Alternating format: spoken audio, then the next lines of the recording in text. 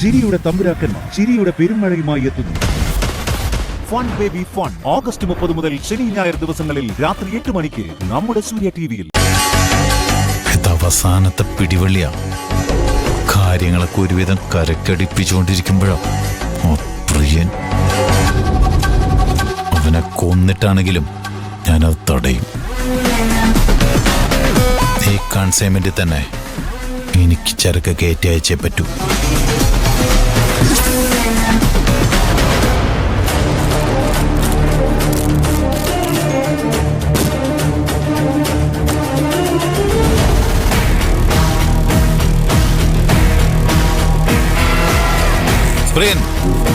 എന്തേത്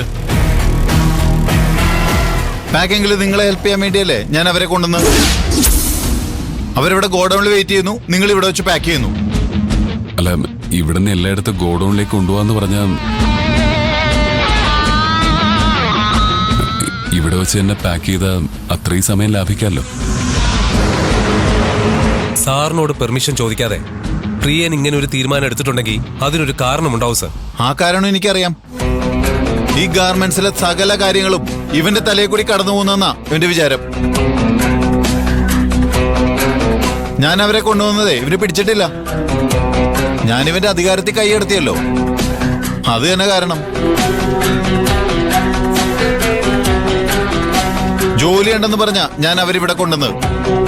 ജോലി ചെയ്യിപ്പിക്കാതെ എനിക്ക് അവരിവിടുന്ന് പറഞ്ഞയക്കാൻ കഴിയില്ല. അതെന്റെ വാക്കിന് വിലയില്ലാത്ത പോലെയായിപ്പോ. ഈ ജോലി മുഴുവൻ ഞങ്ങളെ കൊണ്ട് ചെയ്യാൻ കഴിയുമെന്ന് അവരുടെ മുന്നിൽ വെച്ച് തന്നെ സാറിനോട് ഞാൻ പറഞ്ഞതാ. പക്ഷെ ഞാൻ പറഞ്ഞത് സാർ മൈൻഡ് ചെയ്തില്ല. ഞാൻ പറഞ്ഞത് കേട്ട് സാർ അപ്പൊ തന്നെ അവരെ പറഞ്ഞയച്ചിരുന്നെങ്കിൽ ഇത് സംഭവിക്കില്ലായിരുന്നല്ലോ. ഓ, ഇപ്പൊ കുറ്റം എന്റെ തലയിലായോ? ഞാൻ പറഞ്ഞ പക്കയാണെന്ന് അറിയാവുന്നതുകൊണ്ടാ ഞാൻ വിളിച്ചപ്പോ തന്നെ അവര് എല്ലാ ജോലികളും മാറ്റിവെച്ച് ഇങ്ങോട്ട് ഓടി വന്ന്. എനിക്ക് എന്റെ വാക്ക് പാലിച്ചേ പറ്റൂ. ഈ ബോക്സുകളെല്ലാം ഗോഡൌണിലെത്തിക്കേ. എന്തിനാണ് സർ? പാക്കിംഗ് എല്ലാം പൂർത്തിയാക്കിയത്. ഇനി നമ്പർ ഇട്ടാൽ മാത്രം മതി. പൊളിച്ച് റീപാക്ക് ചെയ്യാൻ ഒരുപാട് സമയമെടുക്കും. നമ്മുടെ കയ്യിൽ അത്രയും സമയമില്ലെന്ന് സാറിന് അറിയാലോ. എന്റെ ആൾക്കാരെ കൊണ്ട് തൊടിക്കേണ്ടല്ലേ നീ ഇതൊക്കെ പാക്ക് ചെയ്ത്? നിന്നെ ഞാൻ എങ്ങനെ വിശ്വസിക്കും? ഇത് മുഴുവനും എനിക്ക് തുറന്നു പരിശോധിക്കണം. എനിക്ക് ഓക്കെ ആണെന്ന് തോന്നുകയും വേണം. എന്നാ മാത്രമേ ഇതൊക്കെ കമ്പനിക്ക് പുറത്തേക്ക് പോകൂ.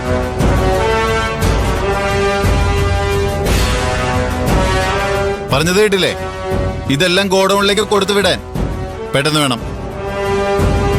സർ, ഒരു മിനിറ്റ് സർ. ഇത് മുഴുവൻ എടുത്ത് ഗോഡൌണിൽ കൊണ്ടുപോയി ഓപ്പൺ ചെയ്ത് പരിശോധിച്ച് വീണ്ടും പാക്ക് ചെയ്താൽ എത്ര സമയം വേസ്റ്റ് ആവും? സാർ എന്താ അത് ആലോചിക്കാത്തത്? ടൈം മാത്രമല്ല ഇമ്പോർട്ടന്റ്, കമ്പനിയുടെ റെപ്യൂട്ടേഷൻ അതും ഇമ്പോർട്ടന്റാ. ഓരോ ബോക്സും എനിക്ക് തുറന്ന് പരിശോധിക്കണം. ഇതിനകത്ത് സാറിന് എന്താ പരിശോധിക്കാനുള്ളത്? സാറിന്റെ സംശയം എന്താ?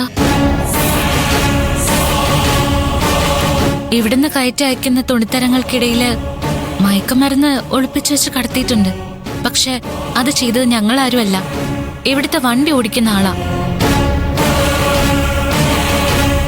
ഇവിടെ അങ്ങനെയൊക്കെ നടക്കുന്നുണ്ടെന്ന് PKR സാറിനും കൈലാഷ് സാറിനും മനസ്സിലാക്കി കൊടുത്തത് ഞാനാ. ആ എന്നെ കൂടിയാ സാറ് സംശയിക്കുന്നത്. ഇതിനകത്ത് മയക്കുമരുന്ന് ഒളിപ്പിച്ചിട്ടുണ്ടെന്ന് ഞാൻ പറഞ്ഞു. പിന്നെ എന്ത് ചെക്ക് ചെയ്യണമെന്നാ സാറ് പറഞ്ഞത്? പ്രൊഡക്ഷന്റെ ക്വാളിറ്റി 200 യൂണിറ്റ് തികയ്ക്കാൻ വേണ്ടി നിങ്ങൾ തോന്നിയ പോലെ തയ്ച്ചു വെച്ചിട്ടുണ്ടെങ്കിലോ? ഓരോ പീസിന്റെയും ക്വാളിറ്റി എനിക്ക് ചെക്ക് ചെയ്തേ പറ്റൂ. പ്രിയൻചേട്ടാ, അരവിന്ദ് സാർ പറഞ്ഞതിന്റെ അർത്ഥം പ്രിയൻചേട്ടന് മനസ്സിലായോ? നമ്മളാരും ശരിക്ക് ജോലി ചെയ്യുന്നില്ല, വെറും കാട്ടിക്കൂട്ടലാണെന്ന്. രേവതിയുടെ കല്യാണത്തിന് പോലും പോകാതെ ഞായറാഴ്ചയിട്ട് പോലും ജോലി ചെയ്തതിന് നല്ല കൂലി തന്നെയാ അരവിന്ദ് സാർ തന്നത്. പ്രിയ, ഇതിനു വേണ്ടിയാണോ നമ്മൾ ഇത്രയും കഷ്ടപ്പെട്ടത്? അരവിന്ദ് സാറേ, ഞങ്ങളുടെ ആത്മാർത്ഥതയാ അരവിന്ദ് സാർ സംശയിക്കുന്നത്. പ്രിയന്റെ എഫേർട്ടിനെ അരവിന്ദ് സാർ വില കുറച്ച് കണ്ടത്. മോഹൻ, മതി. അരവിന്ദ് സാറിന് സംശയം ഉണ്ടെങ്കിൽ ചെക്ക് ചെയ്ത് നോക്കിക്കോട്ടെ. പറ്റില്ലെന്ന് നമ്മൾ എന്തിനാ പറയുന്നത്?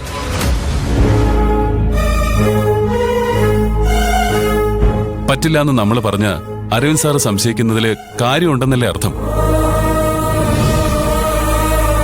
അരവിന്ദ് സാറേ, ചെക്ക് ചെയ്തോ. പക്ഷേ ഇവിടെ വെച്ച് ചെക്ക് ചെയ്യണം. സാറിന് ഇഷ്ടമുള്ള ബോക്സ് എടുത്ത് പരിശോധിക്കാം. ക്വാളിറ്റിയിൽ എന്തെങ്കിലും പോരായ്മ കണ്ടാൽ മൊത്തം പീസും സാറിന് റിജക്ട് ചെയ്യാം. പക്ഷെ ഇവിടെ വെച്ച് ചെക്ക് ചെയ്യണം. എല്ലാ ബോക്സും ഗോഡൌണിൽ അയച്ച് അത് മുഴുവൻ തുറന്ന് പരിശോധിക്കാൻ ഞാൻ സമ്മതിക്കില്ല. എനിക്കെന്തിനാ നിന്റെ സമ്മതം? ഒറ്റ ബോക്സേ തുറക്കാൻ പാടുള്ളൂ എന്ന് എന്നോട് കൽപ്പിക്കാൻ നീ ആരാ? ആരോടാ നീ സംസാരിക്കുന്നതെന്നറിയോ? ഞാൻ ഈ കമ്പനിയുടെ ആരാണെന്ന് നിനക്കറിയോ? എടാ, ഈ അരവിന്ദ് വിചാരിച്ചാൽ സർ, എടാ പോടാന്നുള്ള വിളിയൊന്നും വേണ്ട. വിളിച്ച നീ എന്തിയോടാ? സർ, നിങ്ങളോട് എനിക്ക് റെസ്പെക്ട് ഉണ്ട്.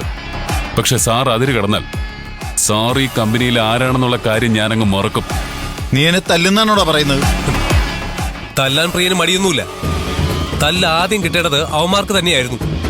ഞങ്ങളെ സഹായിക്കാൻ സാറ് കൊണ്ടുവന്നവന്മാർക്കിട്ട് പ്രിയൻ തല്ലാതിരുന്നത് സാറിനോടുള്ള റെസ്പെക്റ്റും ഉണ്ട്. അവരെന്ത് തെറ്റ് ചെയ്തെന്നാ?